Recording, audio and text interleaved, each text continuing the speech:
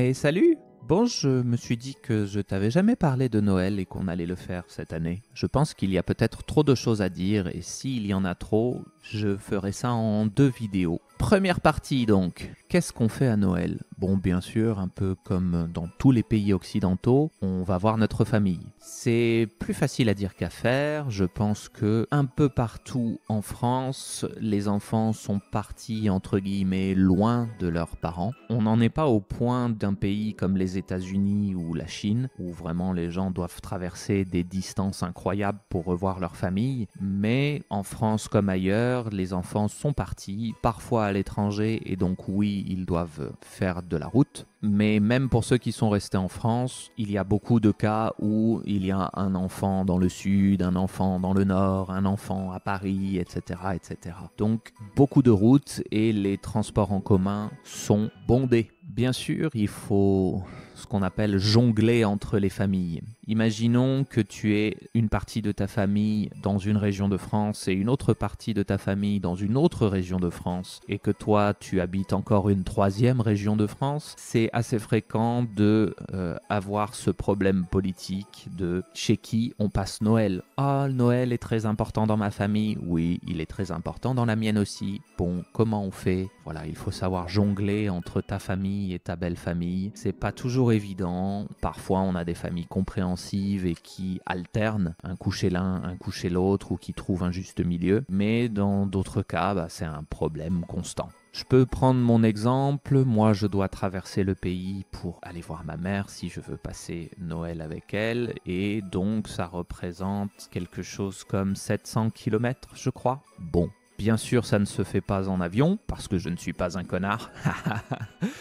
Bon, non, pour des distances comme celle-là, prendre l'avion, ça n'a pas de sens. Si c'était dans un pays étranger, ce serait autre chose. Mais ça représente de 5 à 10 heures de route en fonction du moyen de transport que tu choisis. On va passer Noël dans notre famille. Bien sûr, il y a les oncles, il y a les tantes. Et tu passes souvent beaucoup de temps à aller voir les oncles et tantes que tu ne vois pas nécessairement le reste du temps. Ce qui est une bonne chose parce que vraiment, je pense que passer du temps avec sa famille comme ça, ce sont des choses qui se perdent, donc des choses qui disparaissent progressivement. Quand j'étais petit, on allait aussi à la messe. C'est l'office religieux que tu peux aller voir le soir du 24 décembre ou le soir du réveillon si tu veux, puisque le réveillon est la veille de Noël. Donc quand j'étais petit, on allait voir la messe. Au souvenir, ça durait quoi? Une grosse demi-heure. Je me souviens qu'on détestait ça parce que, bon, quand t'es un enfant, c'est pas la chose qui t'intéresse le plus. Mais ma mère était assez religieuse et donc on y allait jusqu'à un certain âge où elle nous a laissé le choix et ça n'a pas manqué. On a décidé d'arrêter d'y aller. C'était assez intéressant parce que je me souviens que quand j'étais petit, on allait à l'église donc et c'était toujours quand on était à l'église que les cadeaux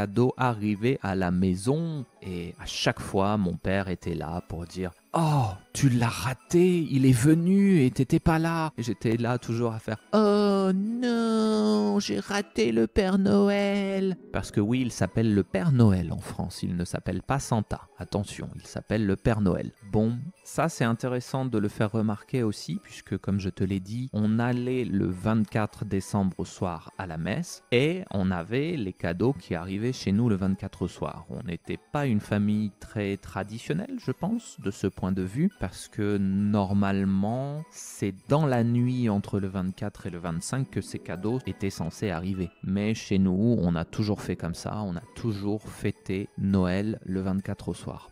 Donc ça c'est peut-être un nouveau sujet, je pense qu'on a des familles qui le fêtent systématiquement le 25 et d'autres familles qui le fêtent systématiquement le 24. Pour ce qui est de l'ouverture des cadeaux, t'as aussi 2 écoles. Il y a tout le monde saute sur les cadeaux en même temps et c'est une orgie de cadeaux ou un cadeau, un par un. Dans ma famille, c'était plutôt comme ça. On avait chacun une petite pile de cadeaux et puis on ouvrait chacun notre tour un cadeau et les autres regardaient la personne qui ouvrait les cadeaux. Quand j'étais petit, les cadeaux étaient à la fin du repas, si je me souviens bien. Mais ces 10 dernières années, ça a muté, ça a changé pour plutôt être un cadeau de temps en temps au milieu du repas pour faire des pauses parce qu'on mange beaucoup. Qu'est-ce qui se passe encore pendant cette période de Noël? Bon, bien sûr, il y a l'achat des cadeaux qui est un moment assez important. Dans beaucoup de commerces, la majorité du chiffre d'affaires, donc de l'argent qu'ils gagnent dans l'année, est fait au moment de Noël.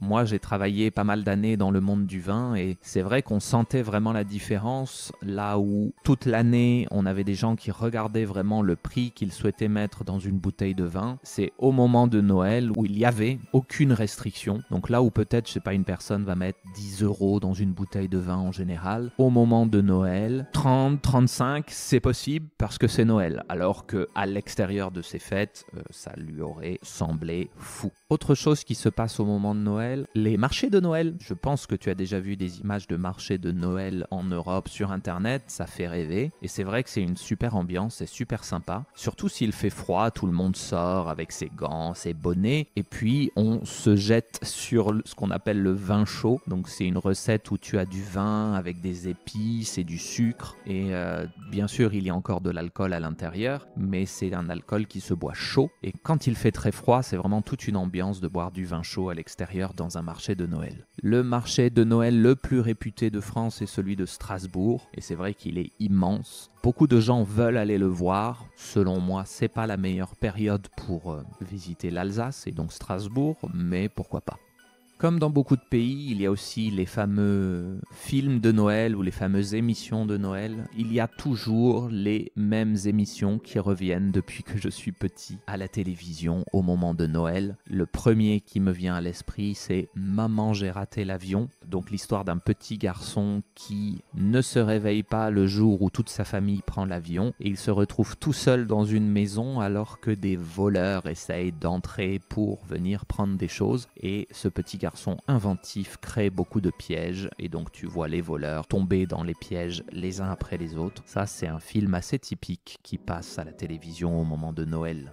Pour le sujet des cadeaux, il y a encore une chose qui est intéressante. Bon, quand j'étais petit, bien sûr, c'était la fête aux cadeaux. On avait beaucoup de cadeaux. On était vraiment gâtés. Et maintenant, je vois l'autre côté de la pièce, on va dire, qui est que quand tu deviens plus âgé, tu commences à te rendre compte que tous ces cadeaux, ça fait un peu trop. Maintenant, il y a aussi de plus en plus de gens qui n'aiment pas cette consommation excessive. Donc, c'est pas qu'ils aiment pas la consommation, mais bon, il y a beaucoup de cadeaux qu'on a à Noël qu'on n'utilise pas ou on ne sait pas quoi faire avec. Enfin, voilà, il y a beaucoup de ce genre de problèmes. Je pense que c'est une chose qui est assez commune dans des familles de décider, par exemple, que seuls les enfants auront des cadeaux, mais j'ai aussi beaucoup entendu parler d'un autre système qui est que on écrit le nom de chaque personne sur un papier et chaque personne tire au sort la personne à laquelle il devra offrir un cadeau. Admettons, je vais prendre un papier aléatoirement ou au hasard et je vais peut-être devoir offrir un cadeau à